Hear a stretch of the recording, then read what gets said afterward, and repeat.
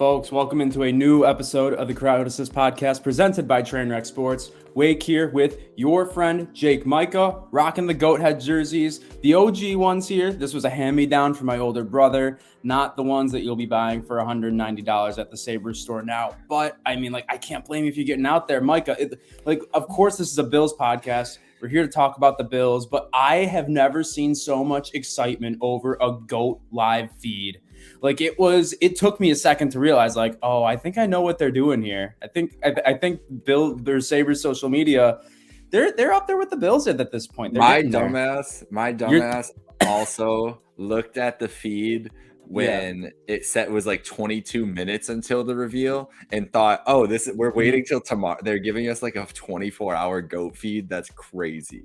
I was like, this is 22 hours away. So I don't care. I literally texted Ty B actually. I was like, are we gonna find out tomorrow? Like, that's what they're telling us. And he didn't answer, and I think that's why he probably didn't answer, because he was like, what are you talking about? This is like, we're 15 minutes away from this happening. Classic Ty B. Whenever he and I would do shows or anything together too, if we were texting and I had something dumb to say where like something was completely going over my head, that he was like, this guy will figure it out on his own. But I'm not spending $190 on a goat head jersey. This is a Pat LaFontaine goat head jersey. You've got the Dominic Hasek on. Shout out to Goalies One Mike. Got the Dominic Hasek one here. Joanna would love that. Yep. So shout out to Goalies One Mike and Crossing Swords. Obviously, the Sabres are taking on the AHL Arizona Coyotes tonight. So keep your eyes. You are on a 14 game road trip right now. 14. Between their home arena and I know this is not football, but between their home arena, we're using positive news to delay the inevitable news. So let's just and you know what? We'll delay it a little bit longer by shouting out our good friends at Outlet Liquor, the place to buy a case. What's your outlet? A very great location at George Urban Boulevard in Depew. Whether it's wine, spirits, they have tastings every single week so that you can go in there, sample some tequila, sample whatever you want. They always have tastings every single weekend. They want to make sure their customers go home happy. That's just the way Outlet Liquor does it. So if you got Bills tailgates every weekend, maybe just having people over to your house, make sure your cabinet's stocked up at Outlet Liquor. What's your outlet? Now, okay, let's use this for our outlet. The elephant in the room. Now, it's really not that big of an elephant, despite all of the angry GIFs and everything that were out there before the news even broke. But I mean, I would say, if it was going to be bad, if it was anywhere close to season ending, we would know about Josh Allen's elbow right now.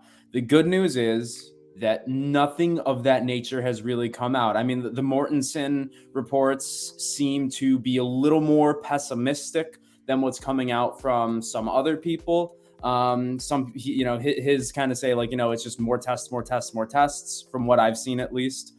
And a lot of other people are saying, the more tests are just precautionary because they want to be safe with their MVP candidate quarterback. I mean, I'm not super nervous about it, just being completely transparent. So I'm ready to be let down and hurt. If he has to miss this weekend, which it sounds like he might not even have to anymore, great. It sounds like he's not going to let that happen. Yeah, it sounds like Josh isn't going to let that happen. Yeah. It's not. I mean, yes, you would love to beat one of the teams that is an NFC favorite now for the 1 seed in the NFC at this point in the Minnesota Vikings. You would love to beat them on your home field, especially coming off such a letdown against a division rival. But if there's one game that we can afford to not have Josh Allen for, it's probably this one. Not in terms of the opponent themselves, but just the fact that it's an NFC team. We need to attack losses onto the AFC guys. If he's going to miss one game for the rest of the season and it's this weekend in week 10, so be it. NFC team at home too. Yeah, NFC team at home this week, it is huge. Especially if we get back like Milano and Poyer. All right, so let's there's so many different ways that we could get into Sunday or this upcoming Sunday where I would still feel optimistic about the Bills. Maybe that I'll save some of that stuff actually for the other episode. But I do think I think that you are dead on that if it was bad news, it would have been the leaks wouldn't be that he's going to try to play through it, right? There would No. not have been that because the Bills, and people have made good points about this. The Bills are not a closed lip place because we obviously knew they had interest in running backs and being talked through it, whatever else. I don't care what he says about that. If the scouts were going to do it, then there was at least rumblings within the organization like we should be doing this research. He admitted to calling about McCaffrey, whatever. This is just different examples of how they have worked with the media in past. Everyone's like, oh, nothing gets out from the Bills, so you can't listen to anybody. That's not true. But not they are everything gets out. Like we have one example, like the Von Miller signing didn't get out whatsoever. And just because of that one, but there were rumblings that their Bills were mentioned among him for some teams, but they use they use all the same report. This is just like, I think, good lessons for if you're following, you want news on the Bills, knowing where to look and where to go. They use the similar sources from each network, and they don't use them usually back to back. Like if Jeremy Fowler makes a report, he's not going to have the next one. The next one's going to be Tom Pelissero, or Jay then Glazer the next one's seems going to be on the Jay in on Glazer. it a lot. Yeah. And then they dispense whenever they dispense information to the media, it is always okay. We're going to go to NFL Network, then we're going to go here, then we're going to do that. So that's it's why so intentional. That's why we've gotten it this trickle out like we have for the last couple of days, like the initial report yesterday from Rap Sheet. That you think there's any coincidence that report came out as the same time that our group chats were all blowing up about the Twitters going crazy, right? Like it was literally like an hour after the initial tweets went out. The Bills saw that too and were like, all right, we need to get something out there. Rap's about to be on Pat McAfee. Let's text him right now and give him what we know and go from there. Like seriously, like I think that that's they are literally what it was with doing it. And so I'm with you. I think that it's probably better news than like the worst case scenario, but he's hurt. Like something's definitely wrong. I don't think it's going to be a tear. It's probably a sprain or something else. And that's why they're going through this huge amount of tests. I know they mentioned something about an ultrasound to check the nerve endings and everything else. Hopefully he's not pregnant. That would be a disaster. That would be weird. That I hear that's a 9-month timeline to recover from at the minimum is what I've heard. I'm not an expert on that, but he wouldn't be good for the playoff run at all if that was the case. Hopefully we'd get him back for the beginning of next year. I think we could do that. And the future quarterback. Josh Allen, depends on what the Bills' paternity policy is actually. So we'll get back to you guys. We'll do some research. I feel like they have a good paternity leave policy. I feel like they do. I feel like they treat their employees right. Alan, what I do think is you said you'd be fine with him missing one game, missing this week. I think right now, no matter what the severity of his injury is, sit him. If there's a time where he can rest and it can benefit him, sit him for the month of November and don't even think about it until the Patriots game. Because if he plays in that game off, it would be 23 days rest. If he plays in that game, he gets 9 to 10 days rest afterwards for the Dolphins game, because that will be a Thursday to Saturday or Sunday. And if you even want to do it better and give him just a regular week of prep, just sit him for that Patriots game too, and he comes back. And so it's 4 games. And I like I said, I'm going to save some of my Case Keenum stuff for Thursday because I got a lot of positive Case Keenum stuff coming. Okay. Don't you worry. Sure. But I do think that it's very realistic. Like you said, if the defense is back to full form, and I mentioned this also in our group chats and stuff last night, Case Keenum would have been the best drought quarterback. I would take this team and Case Keenum a lot of times against a lot of teams in the NFL, knowing what he can do, knowing if the offense can be put into decent spots, and knowing what this defense can be at their full potential, and how many times we've seen them steal games or be close in games that they don't have business being close in. Imagine there's been some bad Josh Allen quarterback games, 2019, 2018 year, where the defense kept them in that game and that they had no business being in. And I think that they could do that again for a stretch of 4 games if they really, really needed to. So I think even worst case scenario, Josh has to miss some time, that this team is well equipped to cover for that amount of time. Yeah, I definitely do agree with that, especially getting Trey White back the first time all year that we wouldn't be starting a rookie corner, probably. Especially going up against Justin Jefferson and Adam Thielen and even KJ Osborne to a certain extent. And now newly added TJ Hawkinson, who had a phenomenal debut with the Vikings. I would love to see Jordan Poyer come back and get Jaquan Johnson out of a starting role. I have a feeling even if Jordan Poyer isn't back, maybe that injury is a little more serious than we would hope for. I think Dean Marlowe just comes in and actually starts. I mean, we saw Nyheim Hines really only got involved on some returns, not a ton of offensive snaps. I don't know if he really had any. Four snaps he had. Four Yeah. snaps for him. Okay, yeah. So thank Josh you. missed him. Josh missed him on what could have been a touchdown throw down the He had sideline. okay. So I mean, that's a whole other thing. Is Josh has had a ton of misses lately, and I mean, they're just horrifically uncharacteristic of him.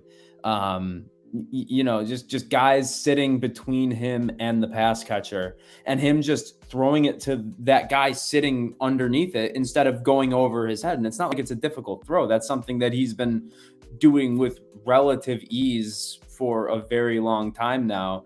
I hope that he's just in his head. Like I wish the interceptions he's been having were he's trying to make a play when we need it and not what the hell is he thinking on this throw? He's not taking anything easy. He didn't take anything easy on Sunday, at least.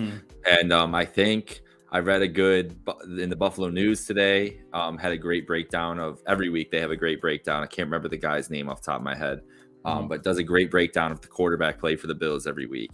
And just breaking down. And it was things there was a couple plays that I remember watching live and being like there's a play where he throws deep and misses Gabe. Like it's not even close. They're running deep crossers or whatever. And you can see on the broadcast thing, when I remember saying it out loud to myself, Knox is in the middle. Knox was wide open in the middle of the field for like a 7-yard gain. And it was a second down play. And it was moments like that. He had checkdowns that he just looked off and tried to make plays downfield. Yeah. What I really think a lot of that has to do with is this is an indictment on Ken Dorsey, who's running into his first set of real growing pains as an offensive coordinator. Dable, as the offensive mind and genius that he is now labeled in the NFL, we remember the early days of Josh Allen and the early days of Brian Dable. It was not all roses and butterflies and all this stuff. Not all biscuits and gravy over not there. all biscuits and gravy. There was moments where people were calling for Dable's head week in and week out. They didn't like the play calling. There was growing pains there. There are growing pains happening with Ken Dorsey right now. They're looking too much down the field.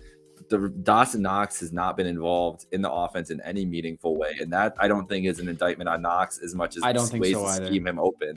And same with Gabe Davis and Isaiah McKenzie the last couple weeks. Right now, go look at the Bills' receptions. If you are a fan and don't know what their receptions look like for their team, it's ugly. 2 people above 20 receptions, and one of them is not a wide receiver. That is horrible. See, I started to realize, like, wow, we might actually have a problem at wide receiver when I did the factor fiction for last week, because you thought that the fiction, and it was something that was alarming to me when I put it together, you thought the fake statistic was that the Jets had more 200-plus yard receivers than the Bills did. And the numbers on that going into last week's game, and I'm not looking at Pro Football Reference or anything right now, but the Jets had 6 going into last week's game, and the Bills had 1. Literally 1, and it's Stephon Diggs. And there was someone on WGR today saying, like, oh, for some reason Gabe Davis isn't commanding the targets that we thought he would. Well, okay, wait a minute. I mean, sure, he's not commanding a ton of targets. He's on pace for, I think, somewhere around. Do you want me to read the targets to you? Because this is what's terrifying, and I think is the indictment on everything. No, read it. But before you do, like, he was saying this to show up in the Bulldog, but they didn't at one point interrupt him and say, well, Gabe Davis has been dealing with an ankle injury and missed a whole game and was out for like a half of another one at one point too. Like, the targets have been there. He's catching below 50% of his targets. Like, he has 4 catches on 12 targets in the last 2 weeks? Like, that's pitiful. You saw the Matt Waldman clip that was going around. He's fucking clapping. He's a monkey with cymbals in his hands instead of just bad. catching the or And doing this. Catch it like an 11-year-old playing touch football in his backyard. Those are bad habits. Those are bad habits creeping back up for Gabe that he has had since the beginning of his career, has talked about and tried to work on. And it's in those moments that whole game was a manifestation of the offense's bad habits, right? Like it was Gabe's bad habits, Josh's bad habits. Singletary not being able to bust off a run, McKenzie falling down before he catches the football. Like it was almost laughable, honestly. So go ahead with the targets. Yeah, sorry. Stephon Diggs. No, that's okay. Because Stephon Diggs has 60 receptions on 83 targets right now. Oh my God. And the next highest target is Gabe Davis, 38, Singletary, 35, McKenzie, 30, Knox, 27. And then nobody else has. Shakir and Cook have 13 and 12. And that's the last meaningful amount. Diggs is doubling everybody. That's just because Diggs this is not a scheme. The scheme is not helping the offense right now. The players are. Stephon Diggs and Josh Allen are just cooking because they're better than everybody else. That's what shows me from their offense. Mm-hmm. Yeah, no, it's like it's Joe Burrow and Jamar Chase. It's literally that, except I would argue that their top trio of receivers is way better than what we have right now. I mean, Gabe Davis's catch rate is 48.5%. Somehow it's not the worst that we have on this team either. I mean, it's the worst of anybody who's seen meaningful targets. Anyone with more than 13. And to your point here that you brought up, and I don't know if you have a point about this too with Odell. I never have a point, but go ahead. I think I do, bringing this full circle, the reason Josh Allen is going to play this week probably is because they do need Odell Beckham. And if he's hurt, why would Odell Beckham sign with the Buffalo Bills? Love that. Yeah. So I want to hear what you think about Odell and just the receiver and that, because I have a lot of feelings about that in general, but you brought it up here. But when I clicked back over the screen, saw that and just think that's what that is the underlying story with this team, is the receiver production and what else is going on. And that might be a motivating factor for Josh to want to be on the field, because if it's Case Keenum this week, is Odell signing on for Case Keenum? No, it's just not going to happen. He might love Diggs. He might love Von Miller, but I just don't see that happening. But what do you got? I mean, I think it is an absolute no-brainer. Yes. I mean, you see what's going on here. Isaiah McKenzie he was a fun idea.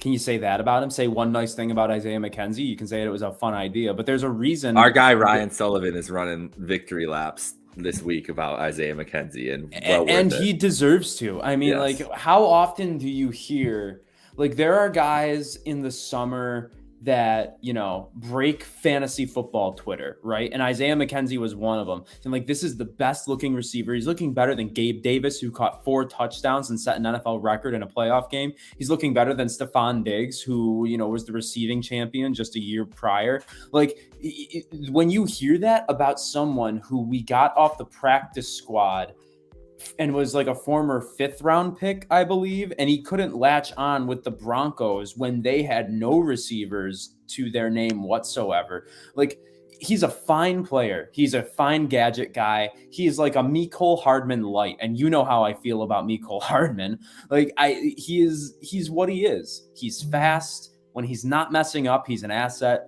but he has been shooting this team in the foot more than he's been helping them. Like, my friend's girlfriend, Allie, said, I think he has to break up with his girlfriend or something because he's just got to play better. And I'm like, Allie, I think you're fucking right. I think he does have to break up with his girlfriend. Like, I don't know. That's like whatever's going.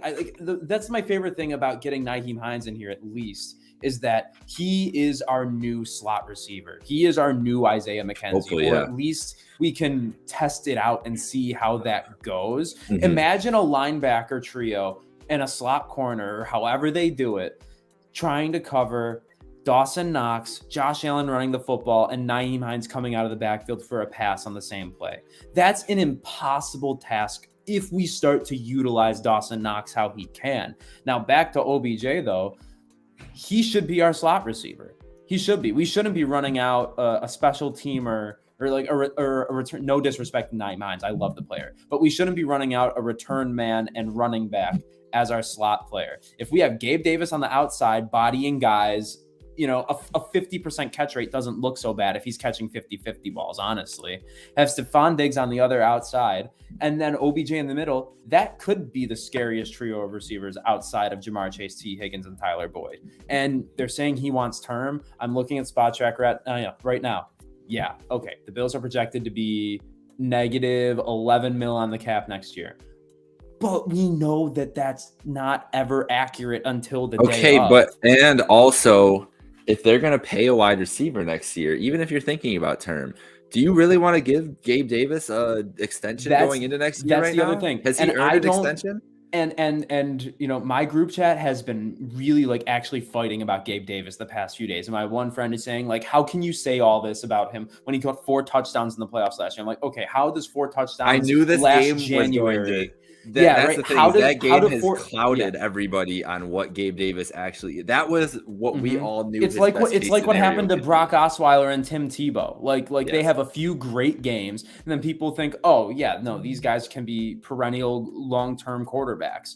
Like, that game might have just been Stephon Diggs is getting triple covered, and Josh is going to make you score touchdowns. Yeah, tonight, Josh Gabe. is putting it on the money when you are, to your point, to Gabe Davis's credit, he's breaking defenders' ankles out there too. He was on their second corner, or whoever the hell it was last year. Rashad, no, not Fenton, I can't remember, but he's wide open, and Josh is just hitting him when he's wide open. Credit to him for getting into that position to be able to make that play. It's not easy to do in the NFL. Catching 4 touchdowns, whether you're standing ass naked in the end zone or, mossing someone, no matter what, it's difficult. But we need to think about what's helping and hurting this team right now and not what almost won us a playoff game in January.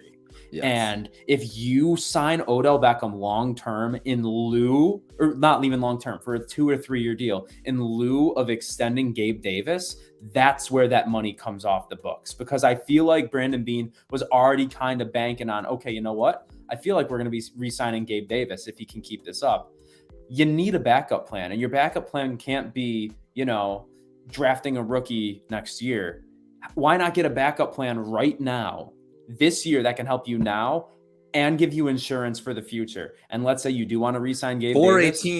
For a team that is next year is still going to be a win now Super Bowl team. Like, we're not leaving that mode anytime soon. That's the thing. Everybody's so laser focused on this year just because obviously it's the present moment, everything else. But Brandon Beane is not going to think that way. And if they overpay for Odell Beckham and it costs them maybe not being able to re-sign Gabe Davis or whatever else other moves that they would have to make to do this. Yeah. And I don't even know if it's possible they can fit this into their cap today. Like, don't know. That's not what I'm talking. I'm just talking about the team building thing of it. It is that they believe that he's healthy enough and he can still contribute at an elite level beyond this year, because this team is going to contend for a Super Bowl again next year with most of the same roster. And really, you're looking at it. It's current Gabe Davis, like you said. Yeah. Like you're just laying out. And whatever they hear about Odell and see it in their medicals with him, and it's obviously a risk, but both are kind of risks. That, like, which one both is more? Are risks. Which is most? One is an injury risk, and one is a performance risk. And I would rather take a risk on the better player who could get put on long-term IR and won't count on the books for a little bit. Right? I feel like if we knew that Gabe Davis or that the Bills couldn't afford Odell Beckham, Greg Thompson would have told Bills Twitter, and we would all have completely abandoned the idea right now. No, I know they have around 10 million saved for this year, and it's obviously been for this scenario. They planned on adding or the only other thing, Will Fuller, maybe. I could see it. I wouldn't hate it. I wouldn't love it. Or if Brandon Cooks negotiates a release from Houston, that is somebody that would that would be what we could do really well in this offense. That would be really fun. But I just think Odell is on his tour. He's supposed to get fully cleared this week. Yep, He had his podcast on Monday, and the first team that came out of his mouth was Buffalo. And you can say whatever you want. He didn't rank it in order or anything. Yeah, but it's a Freudian slip if it's a slip of anything, you know? Exactly. Like, yeah. And the Cowboys, you're just looking at their other suitors. Cowboys don't make sense. They're gonna pay Zeke and CeeDee Lamb and Dak and Odell. I just and don't Micah see Parsons that in a couple and of years. Parsons is going to break contract records for a defensive player. Yeah. No, they will. I mean, Jerry Jones, we know that he'll swing his old shrivelly dick and his wallet wherever the hell he can. But I mean, no, I really don't think they can afford it. The Packers, they just lost. Why would he go to the Packers? Why would he go to the Packers? And then who was the other one? The other one was the Giants. The Giants, and he's just saying that because he loves New York and wants that fan base to still love him. So they being like, hey guys, I wanted to come back to you. I really did. Like, I feel like the Giants are almost the backup plan if Josh Allen is hurt. And I feel like that's what it is. That's why Josh Allen has to play this week. And that's why he has to play. In Josh's mind, at least. I guarantee you, Josh is like, this is not, if I don't play this week, it's not just letting the team down by not being on the field, which we know from McDermott yesterday. He's like, if Josh can be out there, he's going to be out there. Like that's the competitor he is. And we all know that anyways too.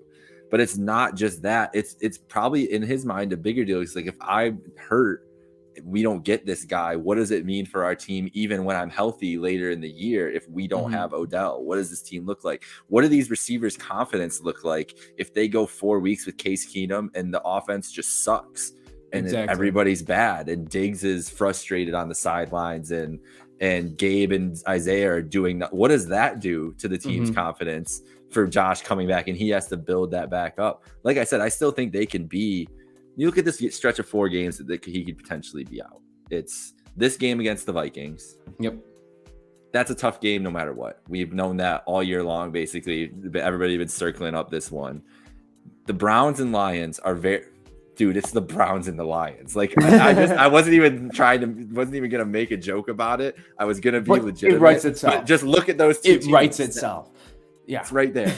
It's right there. The Browns and Lions. You should, with the roster the Bills have in Case Keenum, should be able to beat both those teams. And then obviously division game in New England, always going to be tough, but we know what we can do against New England, and we know what their offense looks like. Like that game, it might end up 9-3, but it could. I don't expect Mac Jones or Bailey Zappi to be moving the ball down the field against the Buffalo Bills. Same with Goff. Same with Brissett. The Browns game, slightly worried about just because they've been so efficient running the ball. That's the thing. Nick Chubb could run for 250 yards on this defense. Yeah. So, and we haven't even talked about the defense, and we're not going to get to it in this show. But like, man, no. This is all. We didn't even talk about the Jets game, which now or talk about the fact that the Bills are 6-2 and the Dolphins and Jets are both 6-3. And I mean, it's like I compared it to a monkey paw yesterday because if we would have tied before the season 6-2. We beat the Titans. We beat the Chiefs. We beat the Rams. We beat the Ravens. You would have been like, what? How is that possible? Yep, your losses are to the Jets and Dolphins. I think we all still would have taken it, but it just hurts so much more that it's the Dolphins and the Jets. The division is in. We thought Bulldog said this earlier on the radio. He's like, we thought the division was going to be an afterthought. And now it's like we're going to be thinking about it all year long. We have all the wins out for the 1 seed that we need, but we could end up, if we lose this week, could end up the 7 seed looking next week. That's real. That's real. The Dolphins could be in first place this weekend, people. I'm sorry that's very negative, but it can be. And not just first place in the AFC East, in the AFC they could be in first place. Yeah. So don't love that at all.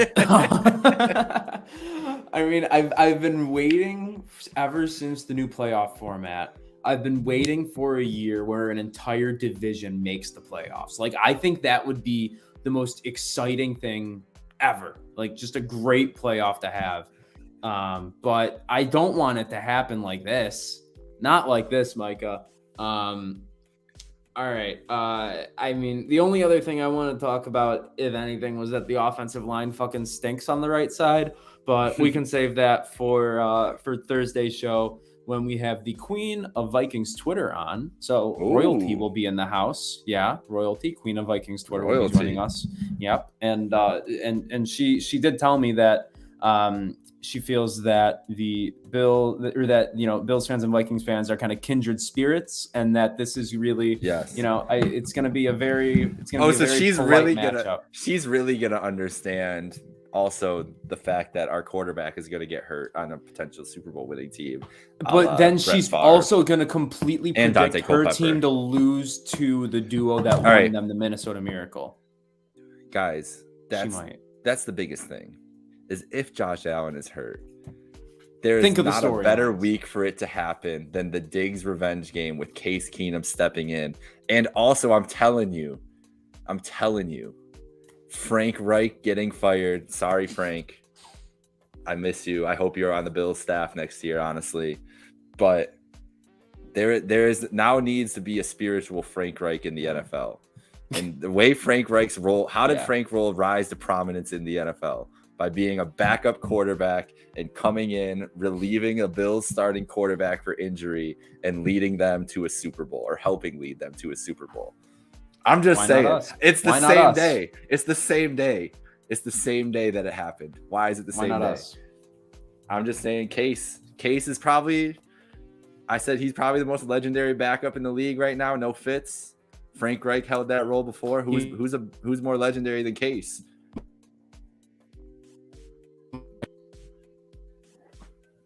I don't know if this is me or you. Okay. No, my internet fucked up. Yeah, but I think you're right. I was stunned. I was speechless anyways. So nothing would have been different if my Wi-Fi was working. That's my positive vibes, no matter what. Yeah. No matter what. No, we need a Jake Micah positive vibes check at the end of every show now. And saying that, I think that's a good way to end this. I mean, we'll get into more of the nitty gritty of this turned into a giant vent sesh about Gabe Davis, OBJ, and Josh Allen's arm, but I know that's what everybody else is doing within, like, at their school lunch tables or at the water cooler, just need to talk it out. Wherever the hell you're talking. You just got to talk this shit out, and that's what we're here for. If you have any more thoughts on Josh Allen, Gabe Davis, OBJ, the defense, which we unfortunately did not get to, tweet at us at CrowdAssistPod or tweet at TrainWreckSpurts, at Wake Jotkins. You changed your handle. What's your new handle? It's not your friend _ Jake anymore. So you are the Jake Micah now. Okay. Well, I still can't get Jake Micah because Jake Micah, that little bastard, has had the account since 2011 and hasn't tweeted. Eli, the fuck, bro? Get Jake Micah out of here. Maybe all the guys. Dude, wait. Yo, this might be how I get Jake Micah though, because Elon actually might just be like, this account has these accounts that haven't tweeted since 2013. Let's get them off the server. Elon might be doing me a favor soon. I'm gonna just at Elon every day and be like, hey, can you remove at Jake Micah and see if he does it? I feel like his style of CEOing is just like reading his mentions. And I feel like he's just a glorified customer service rep at this point who never has the right answer. But it's making for entertaining Twitter. Like he said, Twitter usage is up forever, or up to the highest point it ever has been. I mean, I wasn't a fan of the news, but I'm entertained. Are you not entertained? I'm entertained. It's whatever. It is. It is. Yeah, right. It is. I'm not paying for Twitter though, so no, there's nothing we can do about it except sit there and laugh at what are we gonna bullshit. Do? That's what we were talking about it in a very serious conversation at my job the other day, and I was like, well, to be honest, it ain't gonna change nothing for me. And I think people were shocked by that. I'm like, it isn't. I'm sorry. Yeah, I mean, if he keeps just like being so passive aggressive about it, and then someone makes a new Twitter, like a new social media app, I'll probably join that one and see what's up. I don't know. I'll follow wherever the birds fly, Yep. It's winter and they might be migrating, so we'll see how that goes. We'll see what happens. Someone's making a new Twitter at some point. Maybe we should do that. Why the hell? Honestly, I'll just start a shared Google Doc, and that'll be our new Twitter. That'll be our new Twitter. Just people just adding shit in. Yeah, like just tagging people. An anonymous hedgehog is saying "fuck your mom." Like, oh man, okay, that's it. The Sabres have dropped the puck, so let's get to the Sabres game. Hell Go yeah. follow All Crossing right. Swords for your Sabres Yep. coverage, and Two Goalies, One Mic, both doing great work over there. Yep. And of course, shout out our friends at Outlet Liquor, the place to buy a case. I know you're tailgating this weekend. It's going to be snowy. You're going to need to be warm. Go to Outlet Liquor. They'll keep you warm this weekend. I've gotten a fair share of Fireball from there, so I know someone else, or Jack Fire, if for the more sophisticated taste. For myself, Jake Micah, all of Trainwreck Sports, thank you for tuning in. We will see you on Thursday.